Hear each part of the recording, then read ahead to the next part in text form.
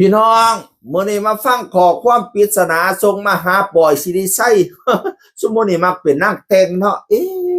คือบ่ไปอยู่นำเจ้าพ่อวะไปแต่งนั่นแต่งนี่เนาะซุมนางแต่งเนี่ยเขียนขอความมาหาบอยไว้จังซี่ล่ะปอดวันหยุดคือบ่มารับส่งลูกมาให้กำลังใจซ้อเฮ็ดงานเลี้ยงลูกใหญ่ซ้อทำทุกหน้าที่ดีใส่ใจครอบครัวอยากเห็นบอสมาดูแลลูกในวันหยุดไปงานนำซ้อแน่ก็ได้ ยิ่งต้องการความห่วงใยกำลังใจจากสามีเด้อจ้าฮักจังเว้าว่าซานส่งขอความมาหาบอยคุณฟ้านภัสสอนบอยก็เลยแคปหน้าจอแล้วก็เขียนว่าขอบคุณผู้หวังดีแต่ต่อไปนี่อย่าสวดลวดผมบ่ต้องการว่าซั่น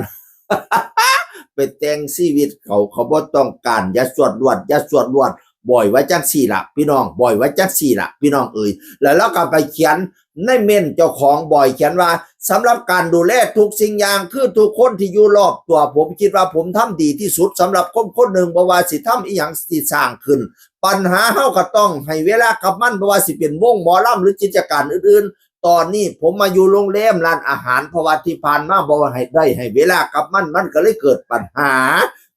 แล้วผมสิปล่อยมันได้จังได๋ลงทุนไปพอเหี่ยวพอแห้งแล้วเฮาก็ต้องมาจัดการฟื้นฟูให้มันเดินหน้าต่อไปตอนนี้อยู่กับโรงแรมนี่ประมาณ10กว่ามื้อบ่ได้หลับได้นอนเลยอยู่กับร้านค้าร้านอาหารทำทุกอย่าง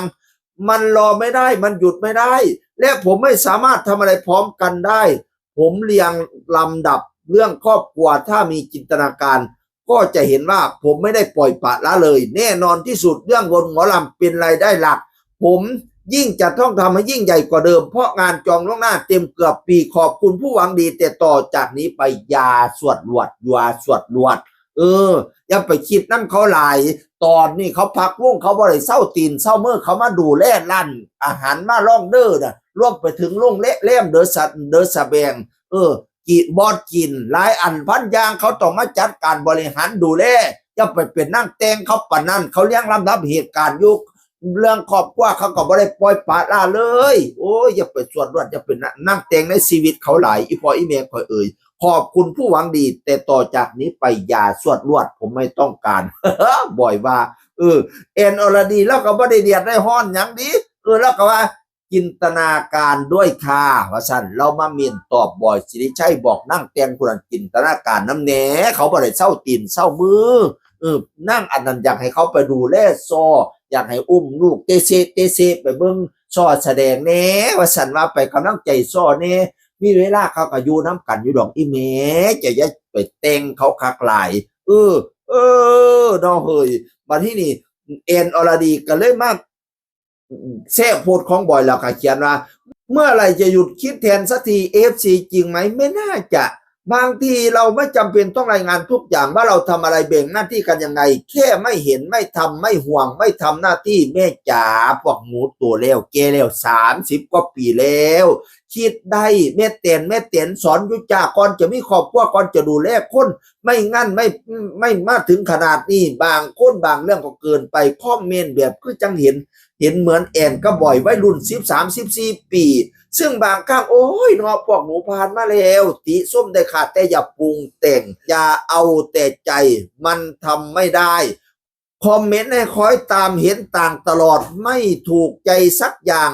บัดเข้าไปเบิ่งโปรไฟล์ลูกหลานเจ้าของขี้มูกกืดอยู่แม่จ๋าดูแลตัวเองก่อนดูแลลูกหลานตัวเองก่อนค่อยแนะนำคนอื่นนะคะเรารับฟังค่ะแต่บางครั้งเราไปดูโปรไฟล์มันย้อนแย้งแม่ๆย่ายๆป้าๆจ๋ากีดว่าซั่นบอกปืนดีอยากให้ดูแลลูกจังซั่นจังซี่เบิ่งหลานเจ้าซั่นขี้ยูกย่อยเล่มเลหัวยุ่งหัวหยองบ่เป็นหั่งไก่ห่างบ่สางจักเที่ยบ่แม่นเหาไตยัวแยอยู่ติแม่ข่อยเอ่ยบอกแต่คุมอื่นบ่ฮู้จะบอกเจ้าของแนะนำผู้อื่นแต่งผู้ดีแล้วแอนก็ไปเขียนในโพสต์เจ้าของเจ้าอย่ามาแต่งพวกเจ้าบ่แล้วก็เขียนหมายคำถามถามจริงอย่ามาแต่งอย่าไปหาแต่งเขาหลายเขาเป็นผู้บริหารเขาก็จัดการเรื่องนั้นเรื่องนี้ไปรู้นำชีวิตเขาดีโอ้ยข่อยปวดหัวข่อยปวดประสาท สิเว้าให้เขาคอยตามเฮ็ดตามความคิดเจ้าของเบิดเสียเขาอุ้มลูกเตเชอุ้มครับ ข้างซ้ายข้างขวาไปเบิ่งซ้อแอนเนี่ยไปกำลังใจซ้อเนี่ยผู้หญิงต้องการกำลังใจเขาก็สิเว้าจิจากันอยู่ล่ะเขาผัวเมียกันโอ้ยเจ้าของคนอื่นคนเจ้าของคนนอกเฮาก็ซ่อมๆเบิ่งอันแม่นอันคันว่าเขาตอนนี้เขามาบริหารโรงแรมเนาะคันว่าไปเห็นเขาสามาเลเทเมาไปเที่ยวกับผู้สาวซ้ำเล็กซ้ำน้อยอีหนูอีหนีไปกินเหล้าอยู่คาเฟ่ไปม่วนซึนอยู่ทั้งซุนจังสี่บ่สนใจโลกเนี่ยจังสั่นจังไปว่าเขาแน่อันนี้เขาเฮ็ดงั้นอยู่เนี่ยบ่ได้เซาตีนเซามือเที่ยหยุดหมอลำมา10กว่ามื้อก็อยู่กับโรงแรมอยู่กับร้านอาหารมาลองเด้อนี่นะโอ้ยดอกเฮ้ยแนะนำแต่เจ้าอื่นเจ้าของแนะนำแต่ผู้อื่นเบิ่งเจ้าของว่าสั่นร้านอื่นๆอ่านห้านจุอีแม่กูเอ็นแล้วว่าเขาไปเบิ่งโปรไฟล์แล้วโอ๊ยย้อนแย้งปานนะว่าอย่ามาหาแต่งผู้อื่นหลายเสียงคนเก่าเว้าสู่ฟังสวัสดีครับสวัสดีครับ